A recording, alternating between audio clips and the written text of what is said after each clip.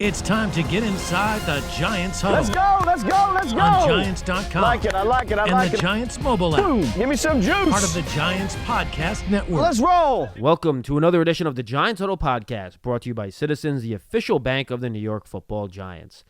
The Friday show is what you always get. You get a player interview, you get a opposing beat reporter, and then, of course, you get Bob Papa with the head coach of the Giants, Brian Daboll.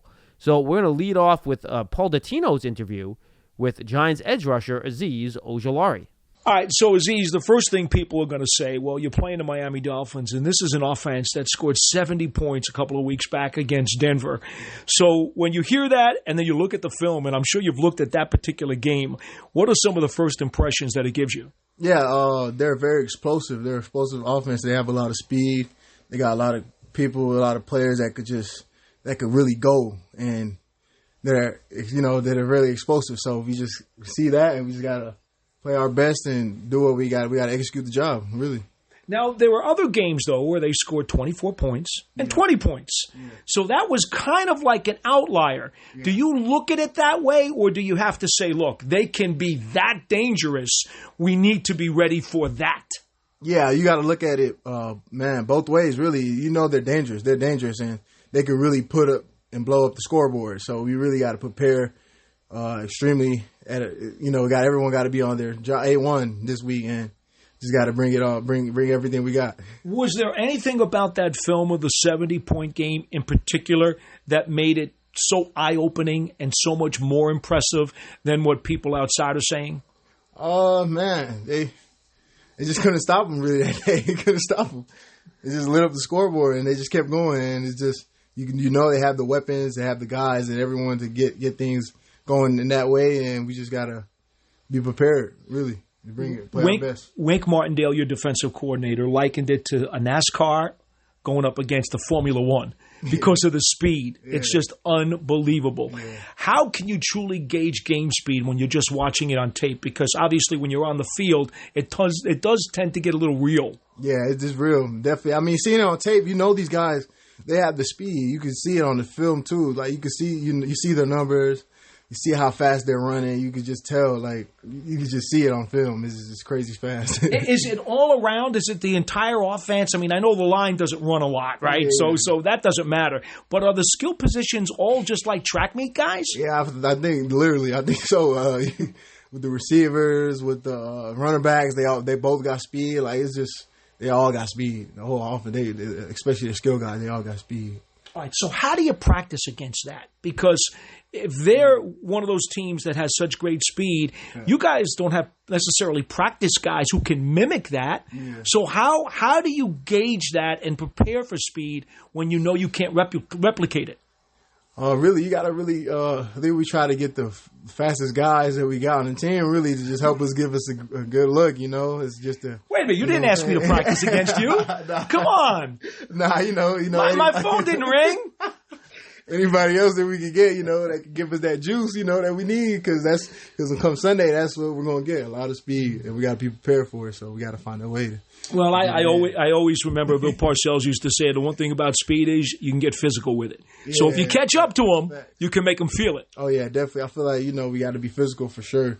We just punch them first in the mouth, and just got to play physical this game for sure because, they got speed. And, I mean, we got some speed too, so we got to just find a way to get that edge.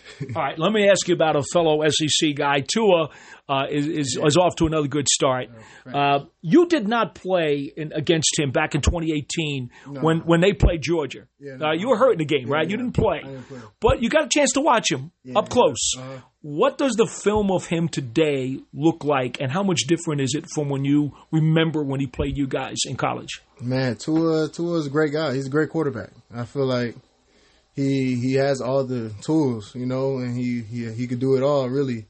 And I feel like his game is just keep getting better every time you see him. Like he's a great one of the good ones. So man, we just got to bring it from the jump with him, from the jump. Well, when we talk about them having such a speedy offense, is it the timing that's the most important part of his game with his receivers? Man, I feel like he's accurate too, man. Everything, he's an accurate quarterback. He gets his receivers quick. And we just gotta we gotta do it. We got be on the same page. This one for sure. We all got to be in line to our job, and everyone got to be on the same page with Tua because he could move the ball. They got guys. They got the guys. They got everything for it. Now, I'm sure you know he has thrown an interception in 3 of their first 4 games. You guys as a defense don't have any takeaways yet this year. Yeah. The only team in the league that doesn't. Right. Some people will say that's just pure luck. Other people will say you got to make your own luck. How much has this defense talked about trying to get takeaways? Yeah, we talk about it every day, man. Every day we got to find a way to get the ball out. If it's a fumble, strip sack, takeaway, interception, we got to find a way, somehow, some way, to get this ball out and get the ball back for our offense this week. Anyway, we got to mimic it in practice, extra, whatever it takes. You just got to get a turnover. All right, let's talk about their running game for a second. Chain and Mostert have obviously run the ball extremely well. It looks like they got a lot of open lanes, too, to do their business. What are the differences in these two backs as you approach them as a defensive player? I feel like they both got speed.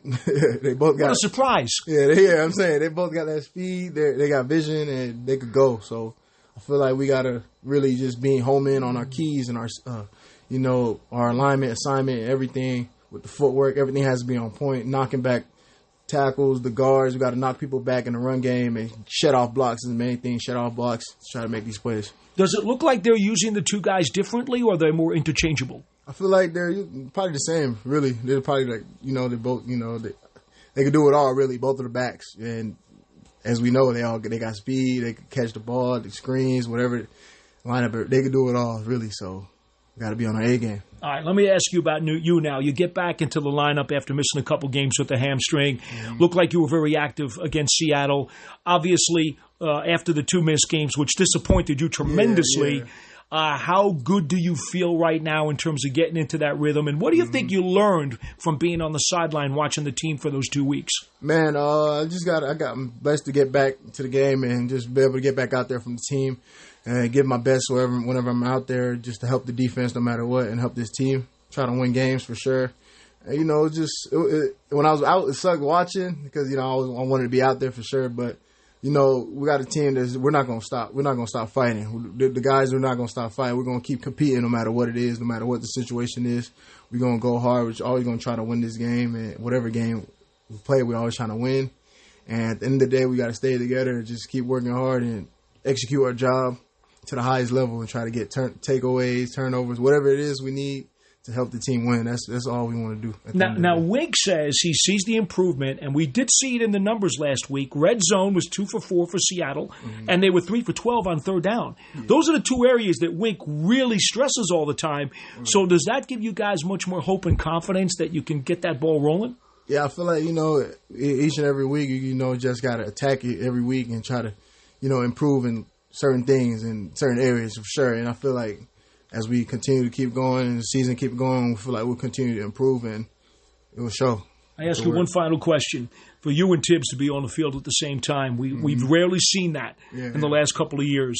But we did see where you had a pass rush to the back of the pocket. He went to the front of the pocket, and he got the sack. It looked like a perfect tag team effort. Is that an example of what you guys believe you're going to be able to do going forward? Yeah, I feel like we both definitely could make a big impact for sure, rushing with each other and rushing, accordingly, as a unit, rushing as a unit, basically the front four. And I feel like as we continue to work out here and practice, it will continue to show in the game in a good way. Azeez Ojulari, always good to see you. Best of luck this week. Thank you. Thank you so much. Appreciate you. You're ready for a change. Payday comes early with Citizens, so go to that retreat. New you moves to the country. Now you're raising goats and launching a lifestyle brand. Are you ready for all that life brings? That's Giants edge rusher Azeez Ojulari. The Huddle is brought to you by Citizens, the official bank of the New York Giants. From game day to every day, Citizens is made ready for Giants fans with insights, guidance, and solutions. Learn more at citizensbank.com. And now Lance Medow had a chance to talk to former Dolphins wide receiver who now covers the team and does some media work down there, the one and only O.J. McDuffie. Let's listen in.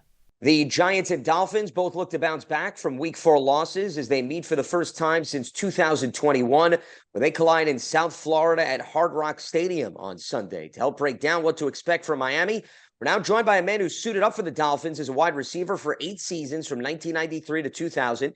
You can hear him on Dolphins Postgame Live on the Dolphins Radio Network. He also hosts a weekly podcast, The Fish Tank, as part of the Dolphins Podcast Network, none other than OJ McDuffie. OJ, you got Lance Medow here on Giants.com. Greatly appreciate the time today. Hope all is well. How's everything on your end?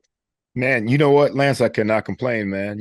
Like you talked about earlier, we had both teams took an L this past week. And so you know how it is, man. When you lose on Sunday or Monday, it's a long week ahead of you and, getting ready for the next game. So I'm just, it's Thursday or whatever it might be. And I'm just trying to get my mind right. Even though I'm not playing anymore, I feel like I'm playing because it messes up my whole week for the game coming up this Sunday. Well, for the Giants, though, it's a short week, technically, regardless of whether or not the loss lingers, because they played on Monday, whereas the Dolphins are going from Sunday to Sunday. And let's start big picture with Miami, because clearly they're coming off their first loss of the season. We know the offense has been able to score about as many points as they'd like, just about against anyone. But it seemed to me playing the trenches, OJ, helped determine the game against Buffalo. And I want to throw out some numbers to our audience, because the first 3 weeks, Tua was sacked once, and he had 5 quarterback hits that he absorbed. Then Sunday against the Bills, he sacked 4 times, and the Bills had 9 quarterback hits. So that's a noticeable differential. How much do you think, if you had to hone in on one area, that play in the trenches up front specifically influenced why that game turned and went in a complete opposite direction? Well, Buffalo Bills, they have always had a great front four, and they always count on the front four to do all the damage, and they don't have to, use blitzers. They don't have to bring guys off the edge and, things like that. But they did do that a couple times, but their front four is so dynamic. For the Dolphins, we go in that game and we're minus Connor Williams, our center, and Liam Eichenberg went in there, kind of in an emergency role and had a tough time up front. We lose Teron Armstead, who was, a perennial Pro Bowler early in that game. And even though, Kendall Lamb's a hell of a left tackle, but when you got a guy, it's hard to replace a guy that's a Pro Bowler year after year after year. So we struggled a little bit up front. And honestly, I think Buffalo just had a great game plan against what we were doing. And so in the trenches is where it starts. If you can get 4 guys to us without, adding extra pressure, linebackers or nickel blitzers, you're going to have a lot of success against what we do on offense, because you can play coverage behind us to stop guys like Tyreek Hill and Jalen Waddle and, and the likes. Now, Teron Armstead has already been ruled out for Sunday's game by Mike McDaniel. Connor Williams is on the injury report in a limited fashion as we're recording this conversation. OJ, how would you assess the chances of maybe them getting Connor back after he missed the last game? And how much does Connor's return, in your estimation, change the dynamics of that offensive line? Yeah, it really does. Connor is a great center. He's not a good center. He's a great center. And he and Tua have such a great rapport when it comes to, everything they do as a 1-2 punch. His solidifying the middle, which is most important, that first, shot at getting that Tua, Lance, has been critical. And you talk about the hits and the sacks in the last game against Buffalo, a lot of that came up the middle, a lot of middle pressure, which makes Tua have to move off his spot, which no quarterback wants to do. And that contributed to a lot of our, I guess, lack of success as an offense. So I think getting Connor back is huge. He's such a good leader for one, but he's also a hell of a center for our team. OJ, I was listening to Tua talk after the game, and one of the things he pointed out, which I don't want to say caught me completely off guard, but it was a little surprising to hear considering we're 4 weeks into the season, is he mentioned that the communication up front was not great and that guys were not lined up in the right formations. And I'm saying to myself, I know there were some changes on the offensive line like we discussed, but for the most part, the skilled position players are the same who have been in the mix. What was your take on that, and whether or not that's something that could rear its ugly head again coming up here on Sunday potentially? Yeah, I think in the postgame show, we talked a lot about that, Lance. We talked a lot about how are we at this point where we're having problems with communication.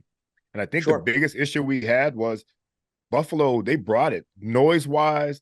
Our communication really faltered from the beginning, from Coach McDaniel getting into Tua getting into the players. And they said the noise was the loudest they've ever heard it in Buffalo, which is something that we have to fix. So we're going to play in some loud arenas moving forward, loud stadiums moving forward. So I think that's part of it. All the guys on offense are pretty much all the same, except for those 2 linemen we talked about. The wide receivers are all the same. Quarterback obviously is the same. So there should be very little communication issues at this point, not just in this season, but for this team, because like I said, all these guys were here last year. So that was a big issue. We talked about it a lot in the postgame show. They're going to fix that. I don't think it'll be an issue at home as much as it will be on the road. And that's what we're hoping for, at least. If they have more communication problems this weekend, and we got bigger issues than we thought we had. Yeah, considering this week's game is at home, to your point. But it could be a home game still for the Giants, though, Lance, as you know, down here in Miami, though. Very well said. Yes, Giants fans travel extremely well. And I'm glad you brought that up, OJ, because they went to Arizona earlier this season, and that was the one game they won, and they had a massive comeback. And even some of the players were saying in the second half, it was the road fans that made a big impact in terms of flustering Arizona. So your point is well taken from that standpoint. Yeah, absolutely. And not only that, they travel, they live here. It's really New York South. You know that, man. So I mean, at least it's the Giants, man. It's not the Jets. I hate the Jets. I don't mind the Giants though. So it's not as big a problem as if it were the other team in New York. Well, you only play the Giants once every 4 years or once every 2 years since the schedule expanded to 17. So it's not as bad, to your point, as a division rival like the Jets. The other thing I want to piggyback off of your point with respect to the communication and why it's interesting is you look at his first 2 seasons in the league, Tua, and he had to deal with multiple offensive coordinators, from Chan Gailey to then 2 guys who obviously were coordinating the offense in year 2. This is now the first time, OJ, where he's actually in the same system with the same play caller. And from following the league, that could do wonders for a veteran quarterback like an Alex Smith back in the day with the Niners to a young guy. Has that helped him in your estimation, putting these communication issues aside? Have you seen him take a jump because of the stability with the play calling, or we're not at that point yet in your estimation? Lance, it goes back to Alabama, actually. He had like 6 different. He didn't have the same play caller year after year until he got here with Mike McDaniel for the second year this year. So it's been year after year after year where he's got to learn a new system, different play caller, 2 play calls, as you talked about a couple of years ago. So I think the fact that they've had this year and then an off season and now into this year, it's done a world of good for us as an offense. Tua and Mike McDaniel almost in sync with each other when it comes to play calling. And he even talked about that in the post afterwards, that usually he can almost finish up what Mike wants to call, but for some reason they didn't have that communication this last game. So year 2, same guys in the offense. I think it's a great blessing for us. Most teams that have the same play caller and quarterback year after year after year tend to be pretty successful. We've seen that in the league. So I think that's where we're headed right now. Like we talked about earlier, the fact that they had some problems in Buffalo, it was a little puzzling to us, but hopefully they rectify that this weekend. And the success has been overwhelming. It's well documented. To your point, they lead the NFL in points per game, total yards, passing yards, and rushing yards. So they haven't necessarily missed a beat from a statistical standpoint. And I want to focus on one of the best friends for a quarterback like Tua is a strong run game. And Raheem Mostert and Devon Achane, I mean, my goodness, 10 rushing touchdowns combined, OJ, 13 scrimmage scores. Miami only had 12 rushing touchdowns all of last season, and it looks like they're already going to surpass that, and then some 4 or 5 games into the season. What has it been about the dynamic of those 2 guys in particular, and even what they contribute as receivers, as to why teams have had a lot of problems? Forget completely removing them from the equation. That should be unrealistic, but at least keeping them in check and containing them to a certain degree. Yeah. Coach McDaniel had talked about last year he abandoned the run way too soon. And he admitted it was Tua and Tyreek, Tua and Waddle, and all we wanted to do was throw. And he's a run game coordinator, run game guru. So it was shocking to us to see that we did abandon the run as much as we did. Now we've got 2 home run hitters. And you guys got a guy that we had too, in Matt Breida, who was a home run hitter, as well. But when you look at Mostert and you look at Achane, those guys they run behind their pads really well. They're a lot stronger than you think they are. But once they get to that second and third level, it's lights out. And I think that's been the key. The commitment to the run has been great for us. Last week, we kind of, we're down 31-14 at halftime. You got to come out and throw the ball a little bit more instead of getting back to committing to the run. I think if we can stay ahead of the chains and comparable on the scoreboard, that run game has been valuable for us. Teron Armstead, before he got hurt, even talked about the fact that, it's nice this year that they're able to go out there and be able to run block and pass block instead of having to be on their heels all the time, with the pass block because we threw it so much. So their commitment to the run, Coach McDaniel's commitment to the run has been great for us. And with those 2 home run hitters, like literally, man, you can look at that Denver game and they both had 4 touchdowns, but the way they did it was so dynamic, running the ball, catching the ball different ways. They're fun to watch at times, and the offensive line can do what they're supposed to do. We got a lot of guys that have that type of that type of skill. Yeah, that power and speed is a really attractive combination. I think that's been on full display in the early stages of the season as we're talking with O.J. McDuffie, former Dolphins wide receiver. You can hear him on the Dolphins radio network setting the stage for the Dolphins and the Giants coming up on Sunday in South Florida. You brought up the dynamics of the pass game versus the run game and how they wanted to flip-flop that from last season.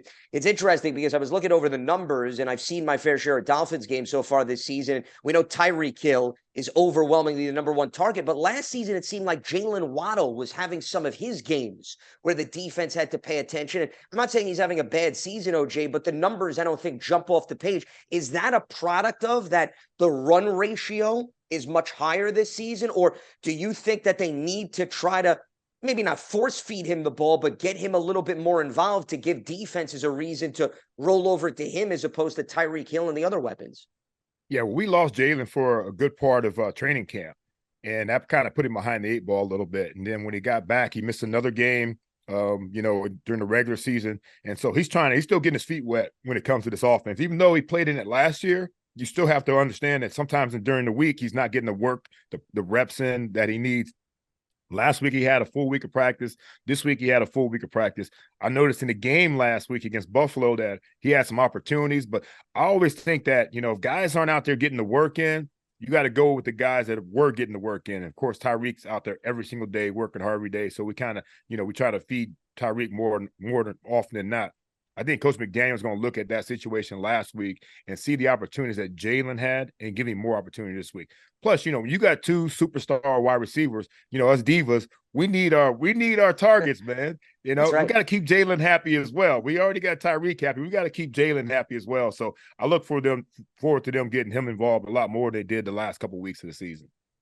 Which just goes to show you it's a good problem to have if you're scoring 70 points in a game and you're running the ball effectively, but we're sitting here talking about how do you get Jalen Waddle more involved. Real life problems in the National Football League, apparently. Yeah, it's a good problem. Yeah, so it's obviously a good problem to have. Now, I want to turn the attention to the defensive side of the ball because with the way the offense is rolling, maybe we're not necessarily focusing on the defensive issues as much, but it hasn't been as pretty as I think they had hoped. And Vic Fangio comes over. It's year 1 in the scheme. So I guess you can understand sometimes there's maybe ups and downs, but Fangio has been such a good defensive coordinator, whether it be with San Francisco, with Chicago. And I would argue when you got Jalen Phillips and Bradley Chubb, and I know Phillips has been a little bit banged up, that you would expect maybe the results to be a little bit better. What has been the problem in your estimation, OJ? Why it's been a lot of scoring clinics as opposed to them going up comfortably and just sealing the deal on the defensive side of the ball? Yeah, I think, there's a lot of things that can go into it, Lance. I mean, you look at any team that comes in and you get a new defense coordinator or a new offense coordinator, whatever it might be, you got to deal with personnel issues, in my opinion, that, you got guys out of there that maybe not fit your scheme. You can go out and get as many guys you want, in the offseason and draft or free agents, but at the same time, you got to deal with some guys that might be there that aren't scheme fits. We lose Jalen Ramsey right away in training camp. I'm sure he was a big part of what we're doing. Him opposite Xavier Howard is a big deal for us as in terms of what, Vic Fangio wanted to do. Then we got, Javon Holland at safety, but he's also used to playing, next to Brandon Jones. Brandon Jones came back last week, but he wasn't the same Brandon Jones that we'd seen before. Deshaun Elliott was a guy, and he was hurt last week. So when it comes to all this stuff, you think about the fit, the scheme, of course, coaches are supposed to make adjustments, but for some reason, we're not getting it done, up front for those guys to be able to play the type of defense they want to play. So our linebackers are getting blocked. Guys are getting on them, from Long and Baker. You don't want guys on your linebackers ever. Guys up front are supposed to take care of the guys. They're supposed to get to those guys. With the speed that we have on our linebackers, they're not the biggest guys, so they need to be able to run freely. So we're just not having all the parts working together right now to get that unity. And I think that it comes down to a scheme where we don't have all the players that we need to run Vic Fangio's defense right now. 9 different players have accounted for their 10 sacks. So they've had contributions from across the board, and Andrew Van Ginkel is leading the way with 3. The reason I bring that up, as you well know, Giants are coming off a Monday night game that they would love to forget. in which Daniel Jones and Paris Campbell, their wide receiver, were sacked 11 times. So we know it's a copycat league, and teams coming up are going to look at where you're weak. Given the fact that, to your point, Miami's still in this experimental phase, where do you see maybe Fangio tapping into, OJ, to try to test this Giants offensive line, which has had a lot of changes and has had its fair share of struggles in the early stages of the season? Yeah, I hope we can get it done with the front four, Lance. I really do. I mean, Van Ginkel's been filling in for Jalen Phillips very well. Ogbah's been in there a little bit. Chubb, we're still waiting for him to, to come along and impose his will a little bit. But Christian Wilkins and Zach Sealer up front, those guys are the guys that have to really do the work to get at quarterbacks. And so we don't have to, commit another guy, commit a linebacker, commit a nickel blitzer, to put pressure on them. I'm sort of looking at that film. Of course, the Giants looking at that film too to figure out how they can secure, and take care of Daniel Jones as well. So, everybody's going to make these adjustments, but we have to figure out a way to get it down with the front four, be able to play coverage, and make it work that way. This defense has a long way to go, and everybody's been critical of Vic Fangio, but I think that, it's going to take time against certain teams, and I think this is a good week to actually try to figure out what happened badly for the Giants and try to implement that for our own defense to be successful.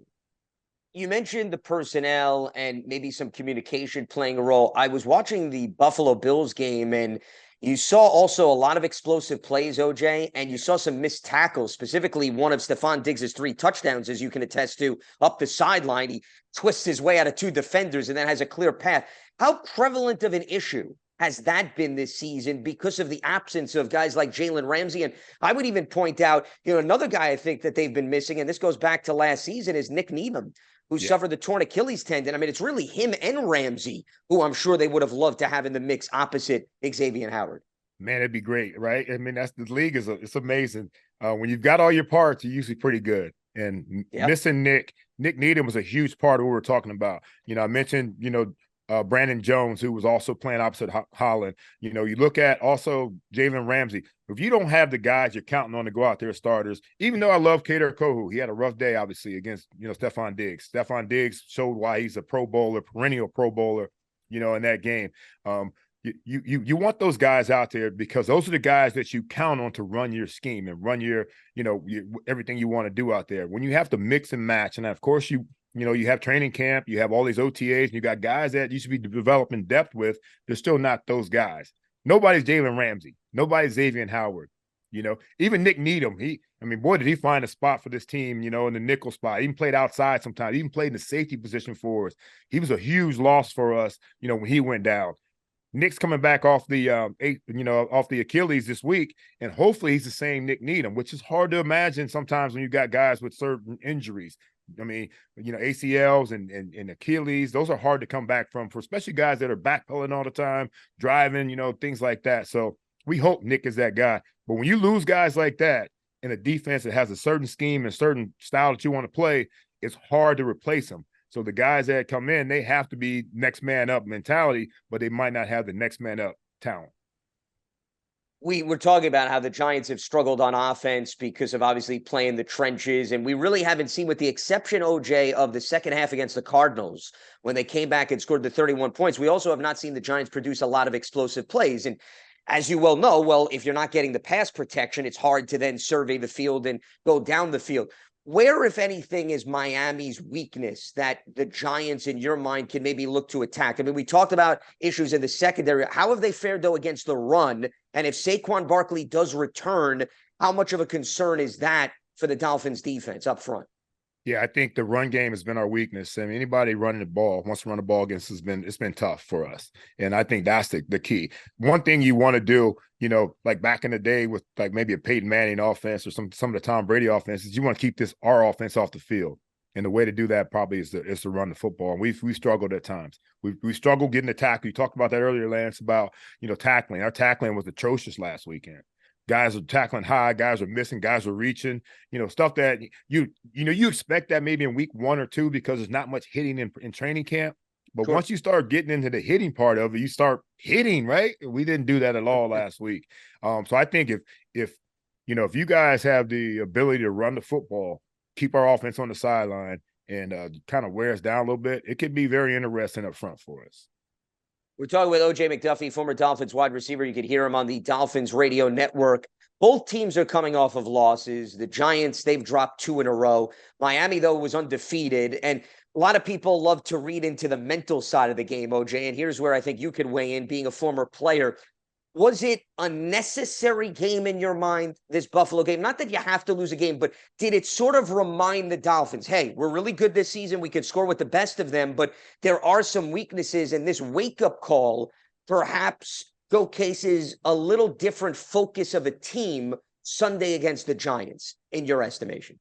Yeah, Lance, I think that 70-point game against the Broncos kind of hurt us, but it was good. It was needed, like you're talking about. We were reading our own press clippings. Everybody was all, we got the best running backs. We got the best wide receiver. Our safeties are doing this and that. Everybody was feeling us, I mean? Hell, we jumped up to like some power rankings being number 1 or 2, I think, in some places. And so the humbling experience that Buffalo put on us was exactly what this team needed. That was the game that I was looking forward to.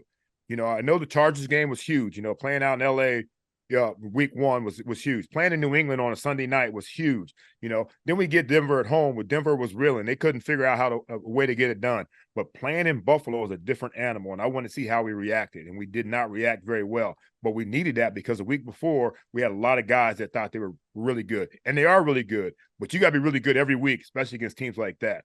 So you ever heard of that? Some of those times a good L is a good L. That was a good loss for us right there. And hopefully moving forward, we learn from that and we put in that same work week in, week out, no matter who the opponent is, especially when you got a team like Buffalo to hit you in the mouth. The Giants are going to be physical, and physical sometimes bothers us. So if we're not ready to match that strength with strength, we're going to have troubles this weekend as well. Well, the Giants have some of the players up front, like a Dexter Lawrence. And if Connor Williams doesn't play, I think that's an interesting matchup with him on Liam Eichenberg. But the Giants just have not had as many disruptive plays, OJ, as some of Miami's previous opponents. And if Miami could keep those disruptive plays in check, which most opponents have done, that could perhaps help them overcome not liking that physicality that you went after, because Buffalo had those opportunistic plays on Sunday. And they also did a really good job slowing down Dolphins' drives, which has been difficult to do because, once you were moving down the field, you were scoring touchdowns. It looked like it was going to be an offensive clinic, video game football, right? After you watched the first quarter, and then all of a sudden things drastically turned. And that has been also another issue for the Giants, where it's been a little bit in piecemeal. Yeah, absolutely. I think, look, if Tua was comfortable, it'll be a long day for the Giants. When he's out there dealing like that and he doesn't have much pressure, nobody in his face, he doesn't have to move off his spot, it could be a long day. That's with any team, though. Anytime a quarterback is comfortable, it makes it a lot easier for any team to move the football. And the ones that are on the run, their team is on the run.